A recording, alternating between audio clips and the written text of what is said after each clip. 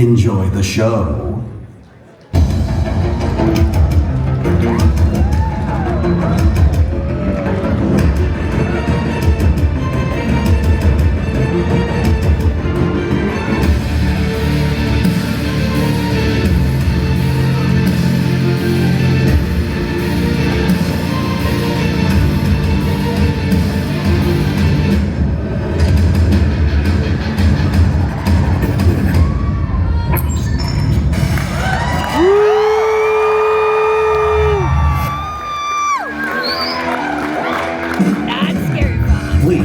Welcome to the stage, Wardrobe Manager Bill Meyer, Manager of Art Decor Jeff Shattuck, Creative Designer John Aspirin, Creative Designer Daniel Miller, and your host for this panel presentation, Associate Producer Pasta Berkey.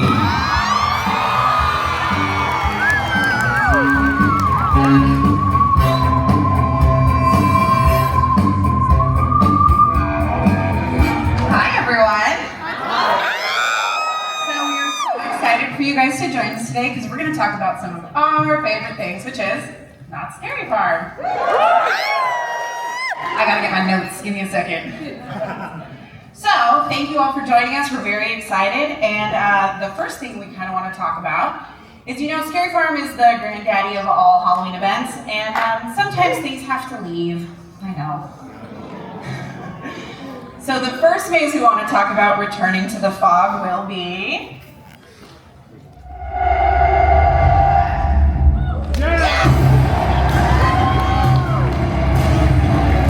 Staying.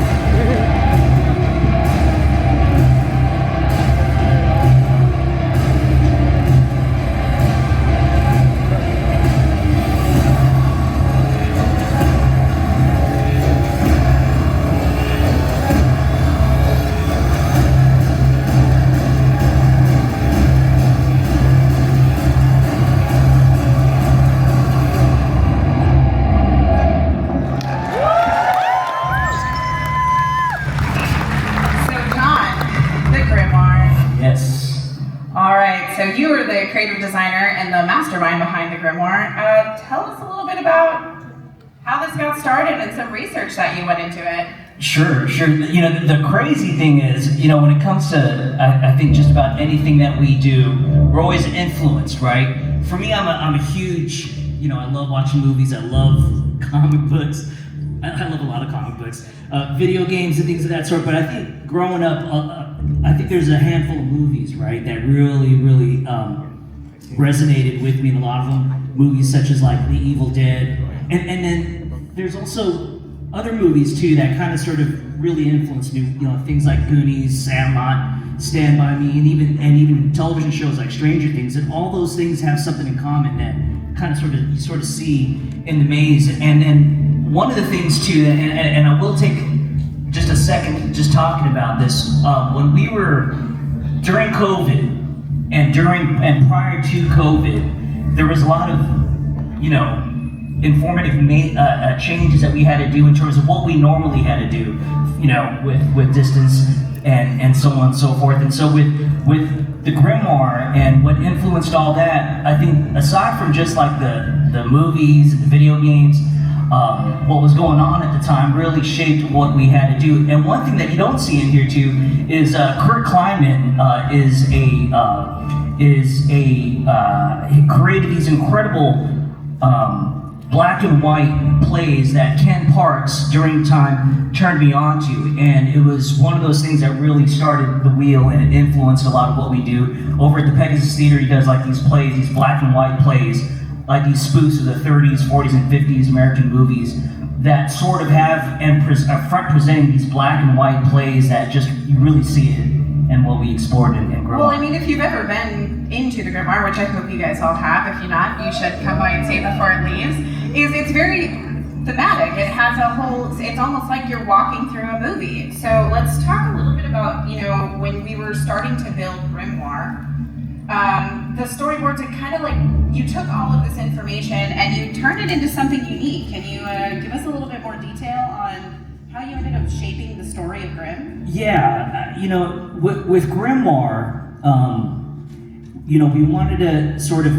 take guests through this journey of something that, going back maybe 8 or 9 years ago, the creative studio, it's important to say that we, it started off with our team, and you from front-facing side of things, you really didn't see it until it slowly started to see, well, there's scare zones, and the mazes inside of our scare zones are kind of closely tied in. And when we were laying down the earlier groundwork of our Scary Farm lore, one of the things that at the time were, just not even force-feeding guests, we were like, the idea of ancient relics was something I wanted to really introduce. And things over the years, from skeleton keys down to the witch's cauldron, and even down to when I wrote the backstory to the train conductor, and when I was writing out and developing the character and the idea of the lanterns, all this came about to where prior to Grimoire, maybe years before that, it all kind of sort of led up to, well, what's our version of the Necronomicon?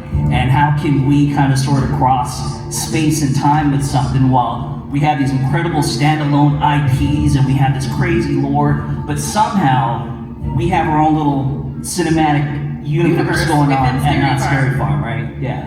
So it's kind of cool. It's kind of crazy. So we went from storyboards, and if I remember anything from Grimoire, when it came to the elevations, this maze was originally designed for a completely different space.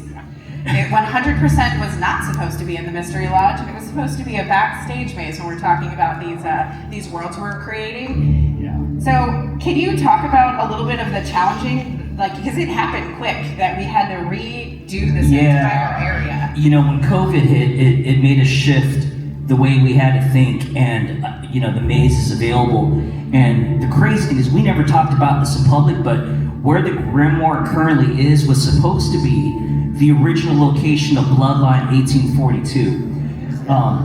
One of the things that Ken and the rest of the team at the time, when we were looking at the success of Special Ops Infected, because it was such a linear experience and it was a zombie shooting experience, some of the dynamics and the formula of what that worked over there kind of sort of, was where Bloodline was supposed to be, but then we had to do the switch. Yeah. And then in that moment in time, within a short period of time, we had to create the Grimoire. An entire new maze. A new maze. So this is the ground plan for Grimm in its current state, and it did not look like this originally. So if you kind of take a look, that it's kind of a long linear maze. John, can you tell us a little bit about when you were reshaping? Essentially, you designed a maze twice. Well, yeah, we had to think of all the things beyond just the design side of things. There's an equal play going on the operational side.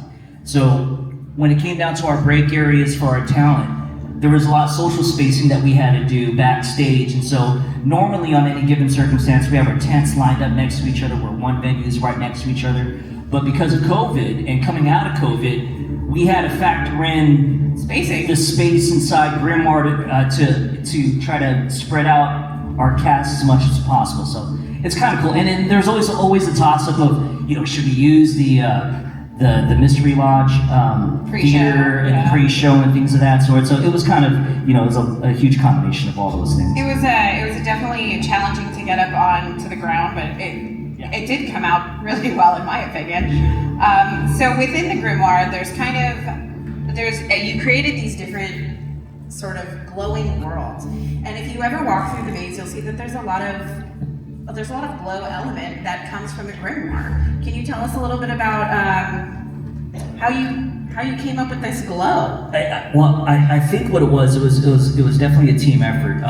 My partner Gus Kruger, who I believe is in here, also helped co-design this, and together, along with the rest of our creative team, we had Tyler Scrivener and Andy Gonzalez help out with some of the designing of the space. But a lot of it, we were trying to be purposeful in our design approach then, and knowing that time was against us, we had to try to figure out, okay, what can we do to try to paint and create signature things that you would probably see in adventure of your favorite characters from Goonies going on. And so things such as the log cabin and the ravine, and there was the tree house. There was all these organic elements that we really had to try to dive into and capture it. And although, you know, some of the stuff is, you know, front facing, looks pretty good, you know, it was really what can we do to try to sell that story beat as much as we could.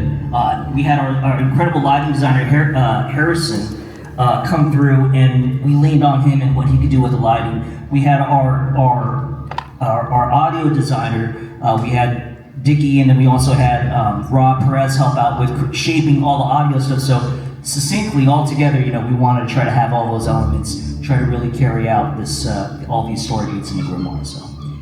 So when creating, so we have the tech side, we have the ground plan. The next thing that really brings the maze together are the characters. And if you walk through Grimoire, there's kind of two different sides. You have the real world color side, and then you have these black and white scenes.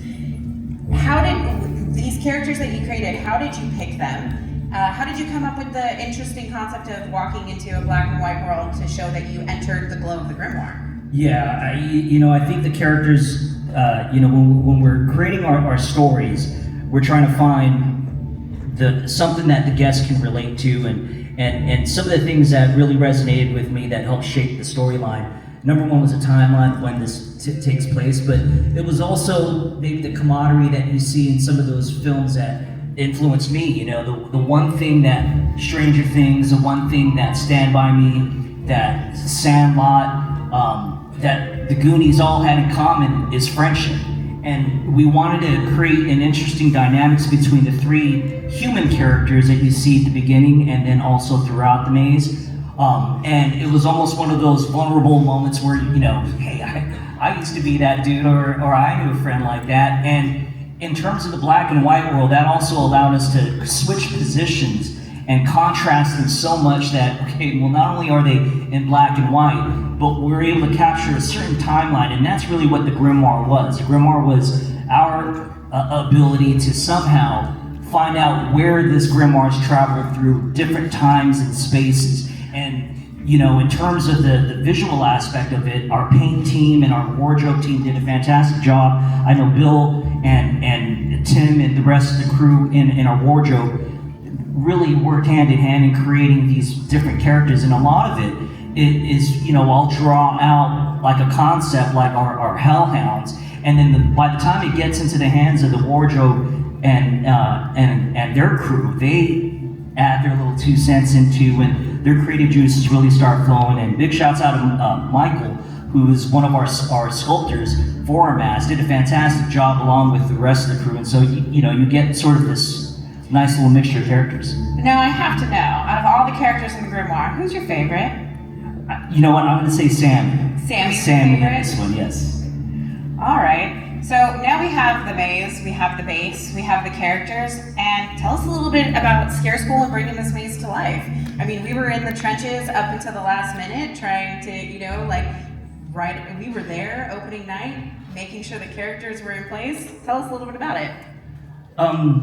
Scare School's fun. You know, we have our venue supervisors, and we're very lucky that on the first year of Grimoire, we had 2 really talented venue supervisors that worked really well with the talent. And I think the great thing about what we had with the Grimoire was a cast that was incredibly talented. They were so stoked. They were the best cast that I've had the chance to just see out the gate, take real ownership of it. And I think, especially the kid characters, you know, there was a little bit of their own themselves, you know, that you could see in that character. And I think that's what, for me, really made it extremely special. But the Scare School, that whole experience, and just watching the talent really own these characters, I think was really fun. So, you know, at Knott's Scary Farm, we love a good Easter egg. Yeah. There are plenty of hidden secrets that are in Grimoire. What are some of your favorites? Because I can tell you mine when you're done. Okay, so, you know, Jeff Tucker, he wrote this incredible and directed Invitation to Terror, which was the year before. I mean, when we talk about planting seeds years and years ahead before we reveal it to the guests, it was a nice opportunity for us to kind of sort of hint at it. And it was a show that we had at the Mystery Lodge Theater. There's a lot of folks also that are very, how would you say, very aware of our Scary Farm lore, the lore around Sarah Marshall. And so, you know, we got a chance to introduce that in origins at the very end when you see Sarah Marshall flying around you. The Grimoire. The Grimoire. 8 Fingers 9. There's a little Easter egg that's in there. There's the comic books that are in there, but I think the coolest Easter egg is probably circling back to Special Ops Infected, which was my first maze that I had a chance to design at Scary Farm. And this whole idea that this takes place at Scary Farm, or that it's Special Ops Infected took place in present-day Calico. Ghost Town Streets takes place in Calico in 1885, post that. And then this one took us back to Calico in 87. And so you see in all these signage, the county that we use in the same signage that I did in Special Ops Infected, that's in there. And then, the last one, there's a nice little shout out to my son. That's my favorite one. Yeah, that's my favorite one. Absolutely, bar none, my favorite one. But yeah, this is pretty cool. You're walking through the 1950s area. Cameron is John's son, and I think it's hilarious that the dad is like, the whole thing is about slaughtering a family, and like, here's my son. It just kills me. So to close this out, do you have any final thoughts about letting go of Grimm? Do you have anything, the impact of that maze that it really brought to Scary Farm? I thought it was a different pace of maze that really kind of changed some things. I think it's, I think we, in terms of the creative studio, I think we opened up the possibilities of telling additional stories with the idea of ancient relics. And, I'm super excited to know that, we're closing the chapter on the Grimoire, this chapter, but I mean, who knows? You might see the Grimoire later down the line, right? So you never know when it will show up. All right, and the next maze to return to the fog will be.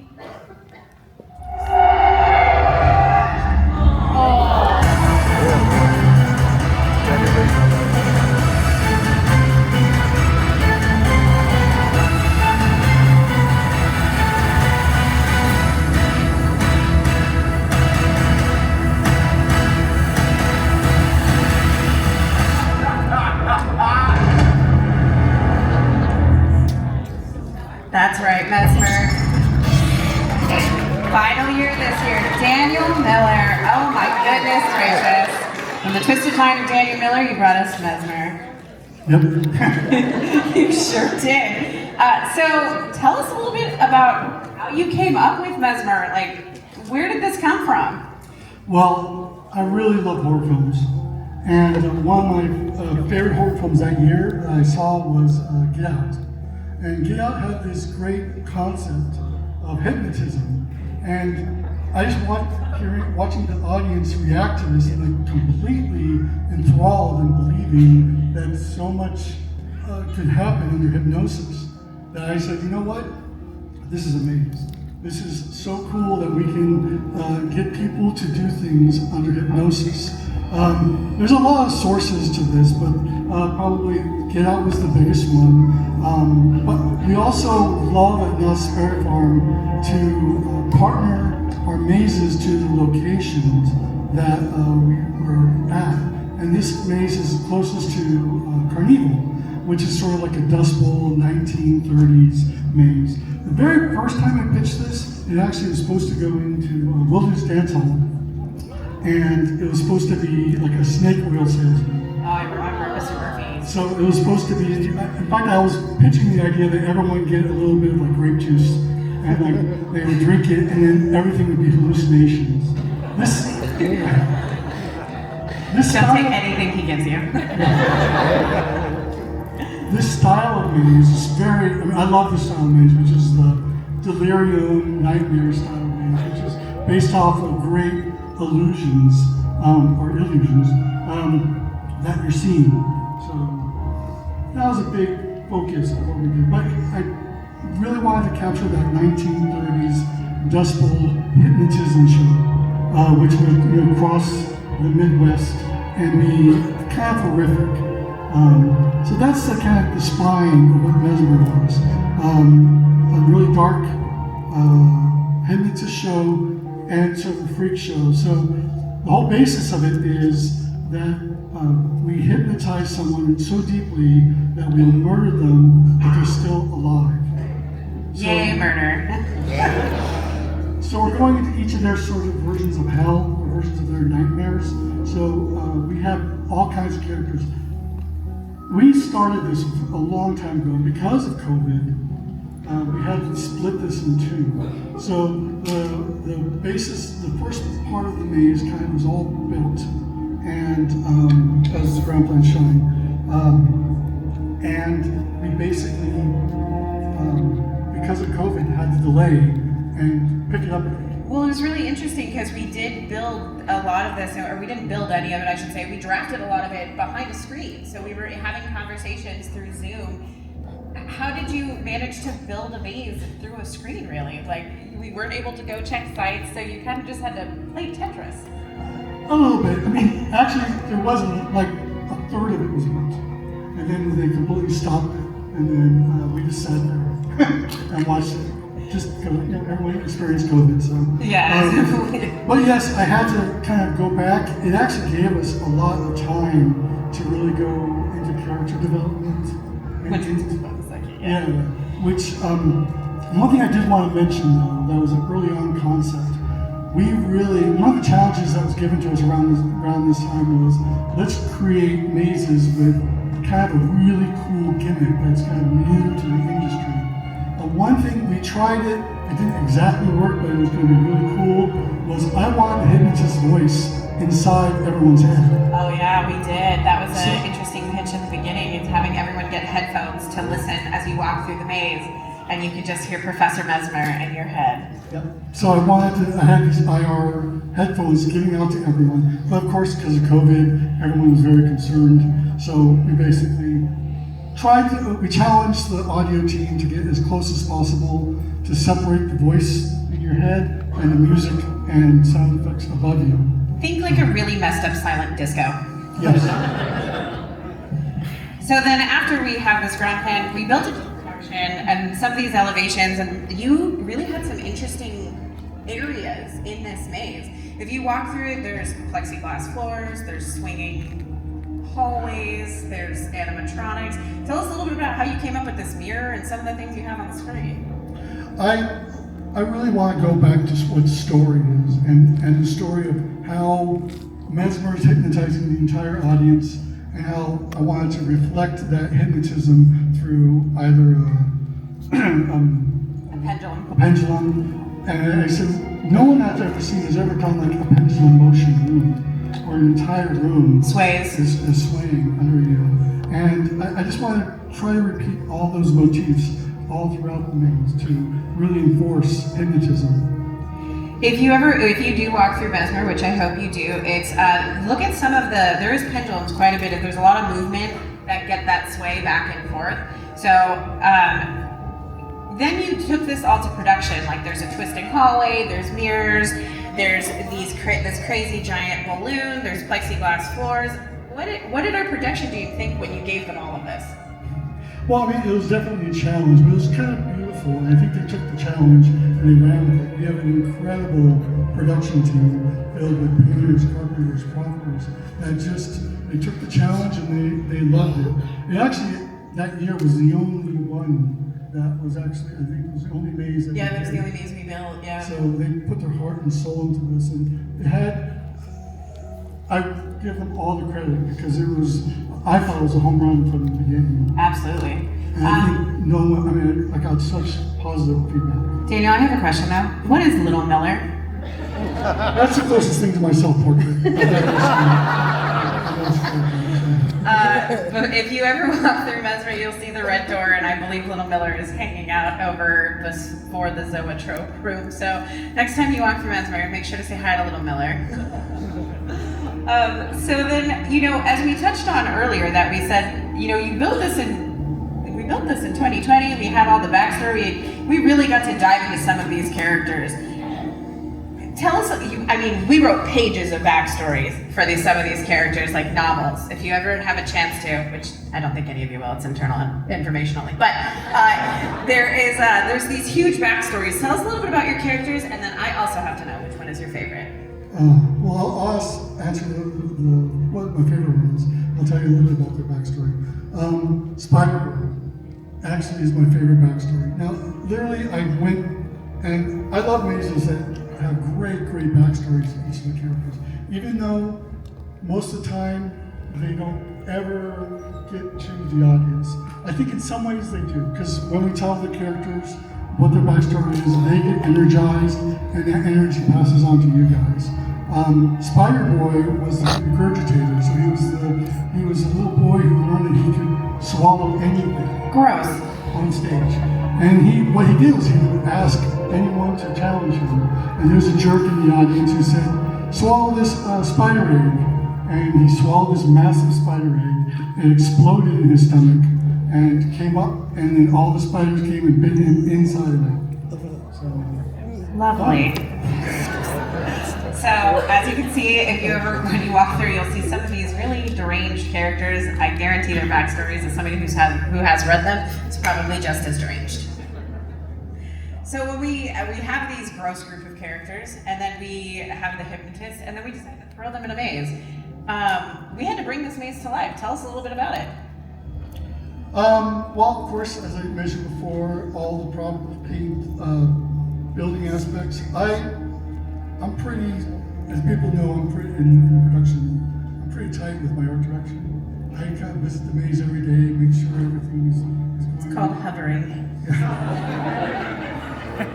So, I just kind of keep a very close eye on it. And how many people do you think are in our production house that built Midsummer? Like, what would you say the crew size was? I was the whole entire crew, so. That's true. We had a lot of people building Midsummer at this time. So, as we're saying goodbye to Midsummer, do you have any thoughts about farewell and looking for things in the future? Again, it's probably one of my favorite mazes to come out recently. And there was so much time given to it and love to it that it resonated greatly. And at first I was worried that it was too convoluted, but like the first night I saw it open, and here's a little tidbit. I'll probably, on the new mazes I'm working on, I'll probably be at the very exit, just hearing and listening to people and hearing what they think of it. And that one, I was so proud of it because that was great. They were on opening night, I remember it. A little insider trip for Scary Farm on opening night of our new venues. You usually see some of our designers, or you'll see some of us standing at the exit of the maze. So instead of standing at the beginning and wishing you well, we want to hear how you really feel about it at the end. All right, thank you, Daniel. Thank you.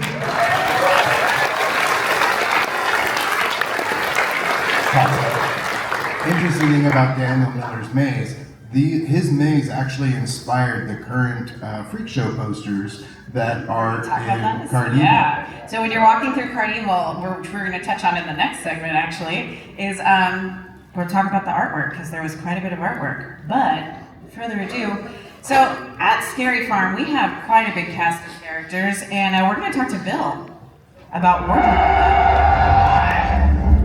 So Bill, how many characters do we costume at Knott Scary Farm? It's about, I'm going to say 880. That's a lot of performers. And Yes, 880 talent members. And then we add Scare Force, we add Atmosphere, we add all the talent that are in the hanging, we add, so it's 1,000 monsters. so it's a pretty large operation. So there's over 1,000 people coming in and out of our central hub, and we have to keep all of them different. Whatever feel of the park. Can you touch a little bit about how you ended up making sure each character, whether they're in a maze or a street, have a different feel to them? By all means. I mean, if we had 1,000 monsters and they were all dressed alike and you couldn't tell them apart, what would be the point of having 1,000 monsters, right? Truth. Exactly. So we set to make sure that every maze is identifiable as that maze, every scare zone is identifiable as that scare zone. So you can look at a character and know who they are, where they belong.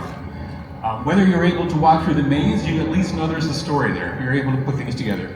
We do that with color palettes, we do it with textures. In the boardwalk, all of our clowns, all of the costumes are black, white, gray, red. That is it.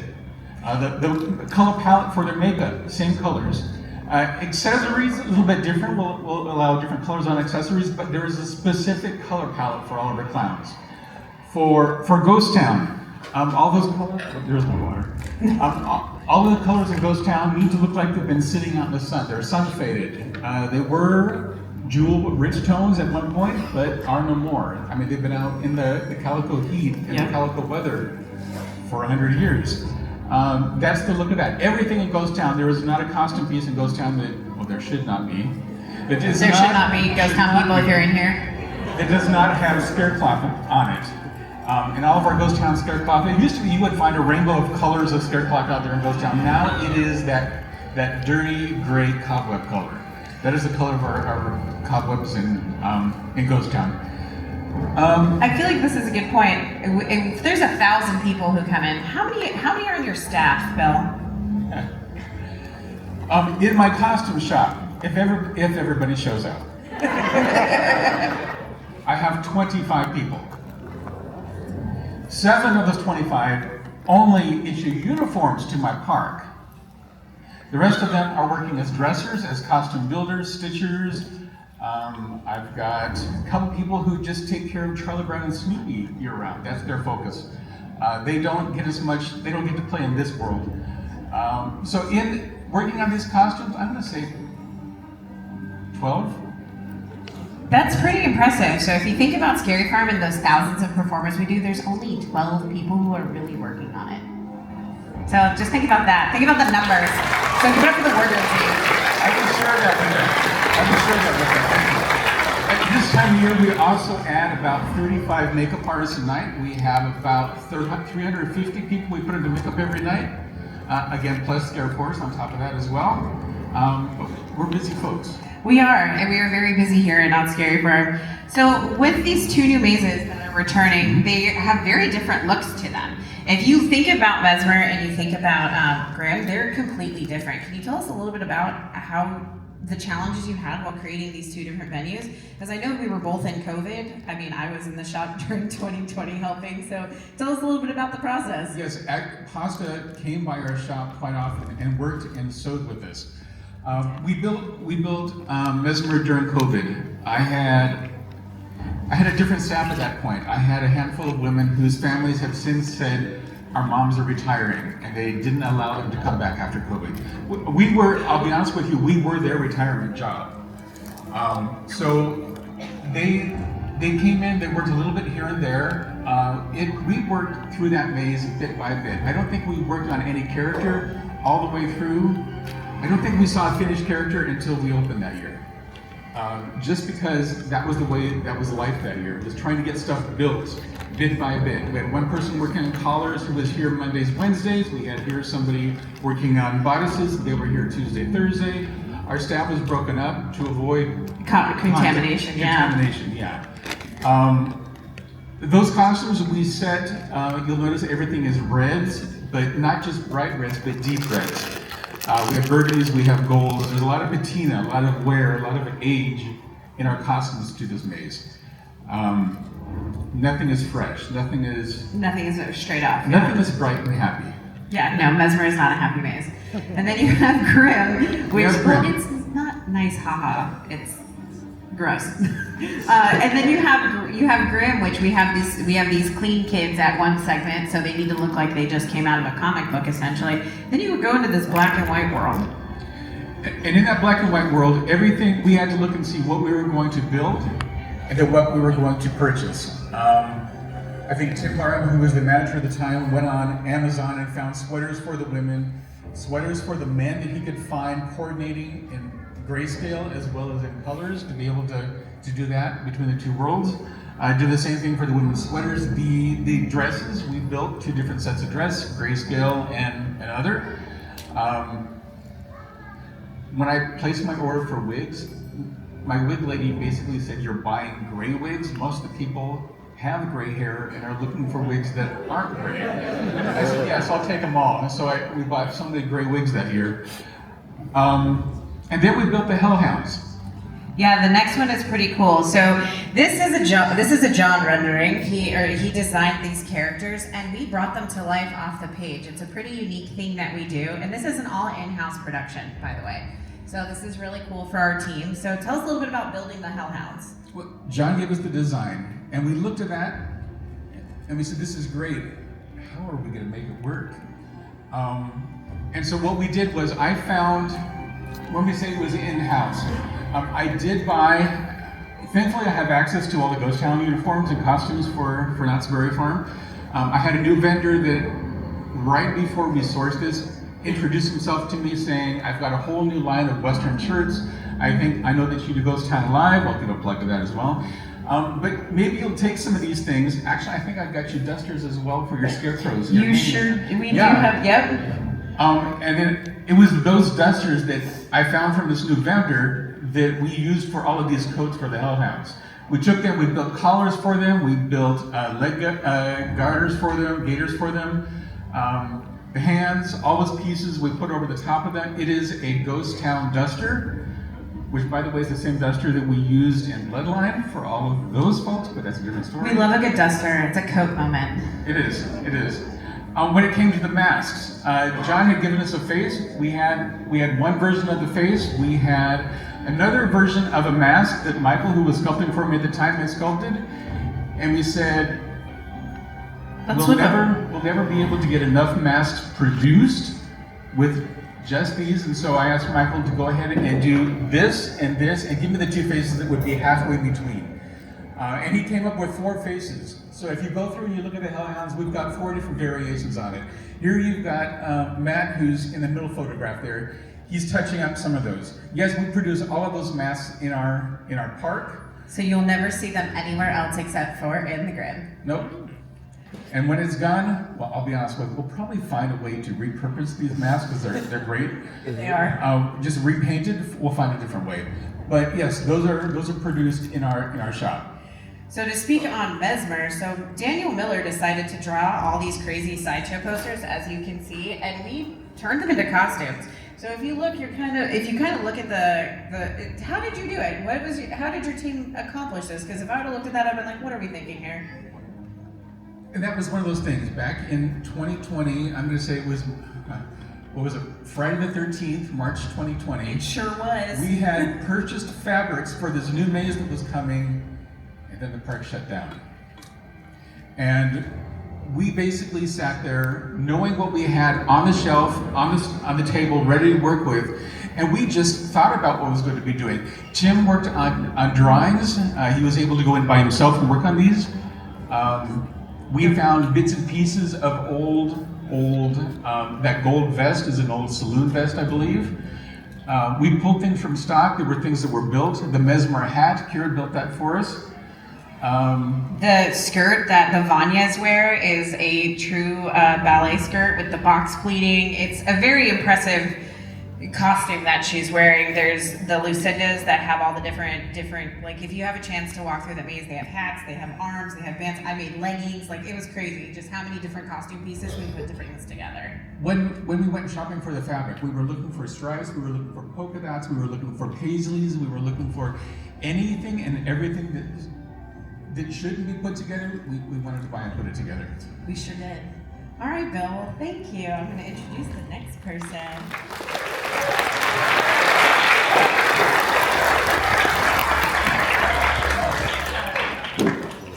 We're just throwing things up here. Don't worry about it. We'll get it later. Okay, the next one is Jeff Shattuck. So Jeff, your team has one of the craziest parts, and as we talk about transforming the park, Bill has to costume everybody. Jeff has to transform the entire park. So if you walk through Knott's Scary Farm, there is not a single place that does not have any sort of something to it. There is scarecloth, anything. Tell us about your team and how many there are and how do you do it? With a hope and a prayer, no. So a lot of people don't realize that we actually do transform the park starting September 2nd. We do it in approximately 2.5 weeks. We do not get to start Halloween early like they do on the mazes, which some of them are already practically finished, or they are finished. We don't get to go in and do anything until the day after Labor Day. It's a huge undertaking. I have a great team. They work very hard. We prep and we get everything lined up in the shop, and it's just in piles. And you walk into my shop and Halloween has exploded. There's no room to walk. There's very little room to work. And once we get Halloween done, we're starting on that other holiday that's right behind it. Yep, that's very true. So everyone, one of the signature things from Knott's Scary Farm is scare cloth. If you look, we use so much scare cloth. Can you tell us a little bit of the history of it and how it gets? How much scare cloth do we really use? So I don't know if anybody really remembers, or if they do remember, scare cloth when it was first introduced to Scary Farm. It didn't exist the first few years. It was introduced in 1975, and when it was first introduced, as you can see here in this picture, it was actually dyed.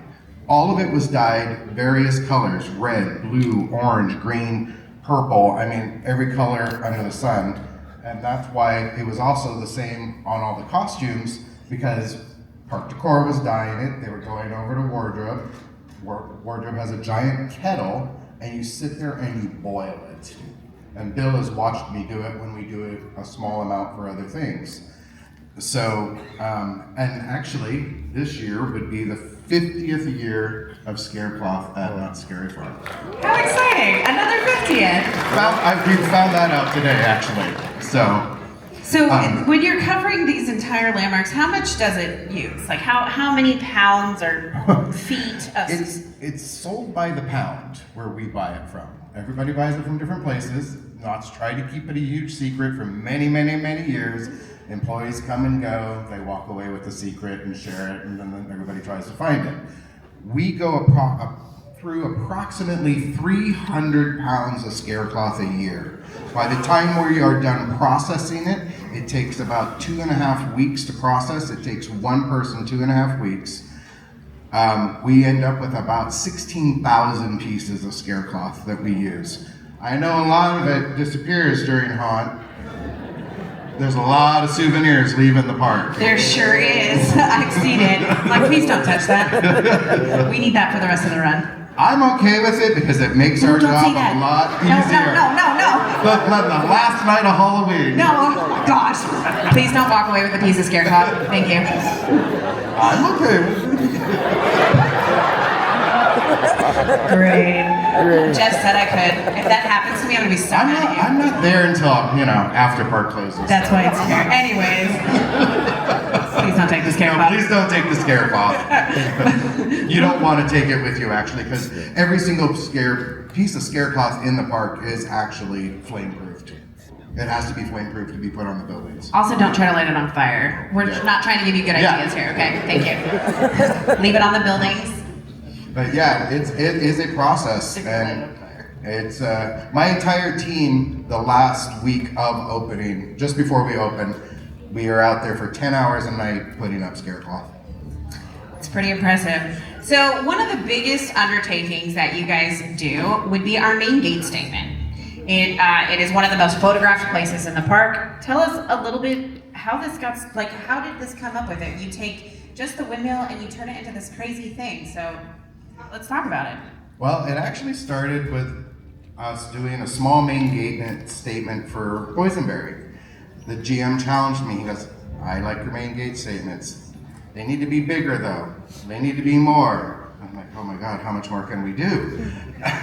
And so after the 50th, I was like, okay, we need a new main gate statement because I can't put all the posters up there again because it just wouldn't make sense. So this is what we developed last year, and it actually grew, I would say about 15 feet. Growing. Yeah, it keeps growing. So you put a lot of time and research into it. So where did you come up with this graveyard that took over Knott's? So we reused our skeletons that we've had for several years, but I wanted them to be reapers, and I've gone down this whole reaper road, and I'm developing a little character sideline here. Highgate Cemetery, I don't know if anybody's familiar with it, is just, to me, one of the most amazing cemeteries in the world. It's in England, it's fantastic. Just the architecture, there's just tons and rows of crypts. And that was the inspiration for what we created for Main Gate. That's pretty impressive. So you took all of this and then you met with a concept artist. And Yes. How many different revisions did it go through before we get to where we are today? So the top right drawing, the pencil drawing, was me talking to one of the artists that worked at my shop, and she sat and she sketched, and then I was like, okay, let's change this, let's change that. And then it came about that we wanted to turn this into a lantern trigger as well. So there's a trigger up there. A lot of people didn't know that it was there. It was kind of a hidden gem. You'll see him in a second. Yeah. So this is the final concept rendering. That was the final concept. And then from the concept rendering, we had to go into production. Yes, production. It was a lot, and I was like, I don't know how we're gonna do this. I need more money, help, entertainment. I hope entertainment and park decor work hand in hand most We of do. the season. We work great. When did you start typically creating these pieces? Because we talked about how you don't get to take the park over until after Labor Day. When does something like this start to take shape? Well, this was built off-site by another company. This was actually produced in July. So. All right, so somebody's building coffins in the summer month. That sounds about right. Yeah. That tracks. Yeah. Well, John does toy shows, and I call him and say, hey, I need this cemetery thing. He's like, oh, great, something new and different. I'm in, so it's kind of fun. All right, and then we're going to see the final piece in a second. So if you come to Scary Farm, this is one of our most photographed pieces. And there, like you said, some of the lantern activations are hidden in here. How long did this take to set up? We set this up in approximately 2.5 nights. 2.5 nights, ladies and gentlemen, for our main state event. That's how quick his team works.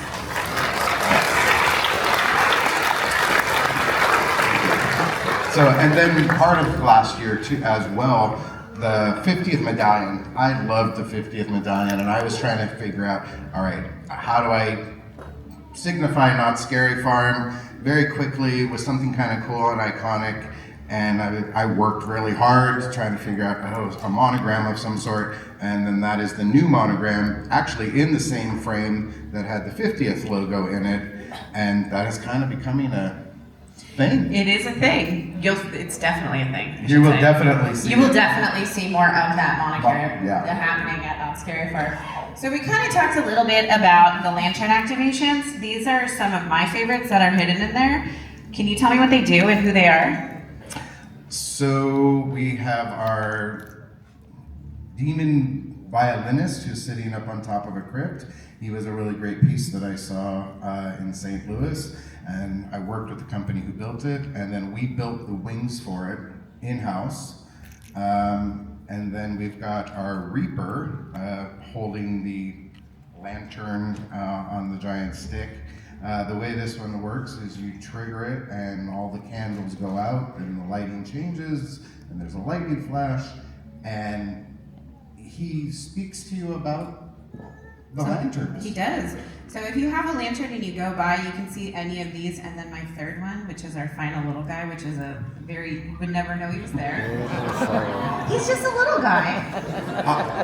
I had it out in the shop and she was like, oh my God, where did he come from? I love him. She goes, he's going back to my office, I have to have him. I did. I tried to take him and he wouldn't let me, so now it's at me gate.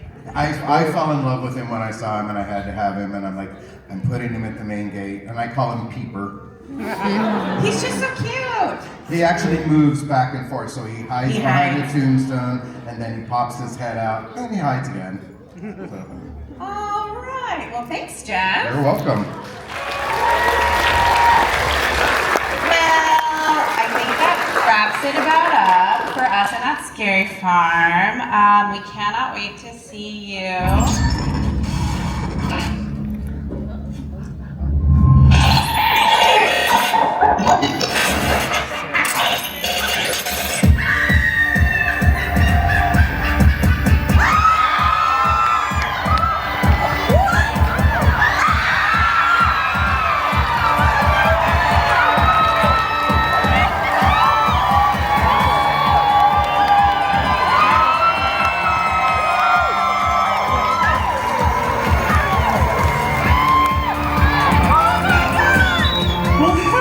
Uglies. For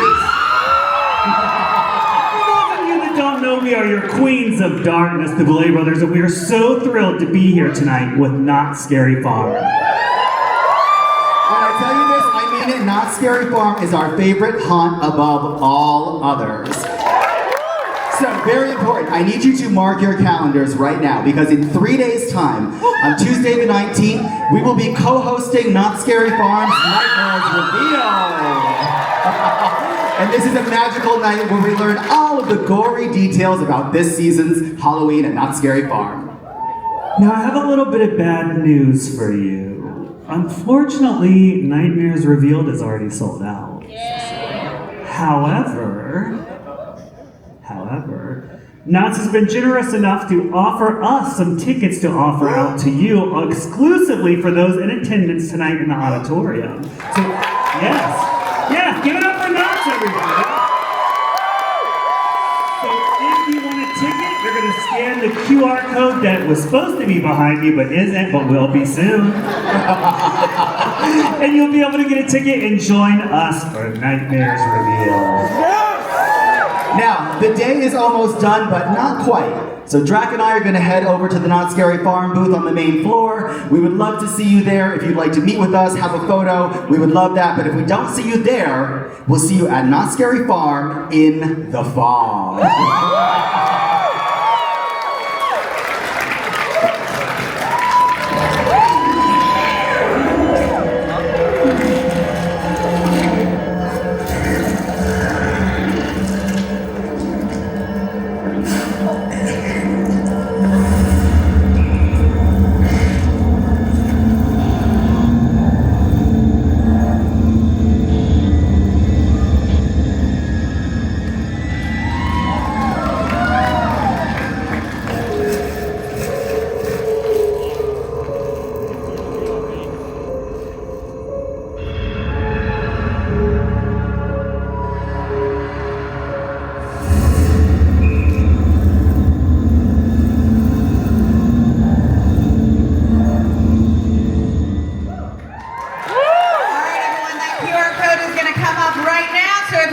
Tickets to Nightmares Revealed, please join us in the fog. Thank you, everyone.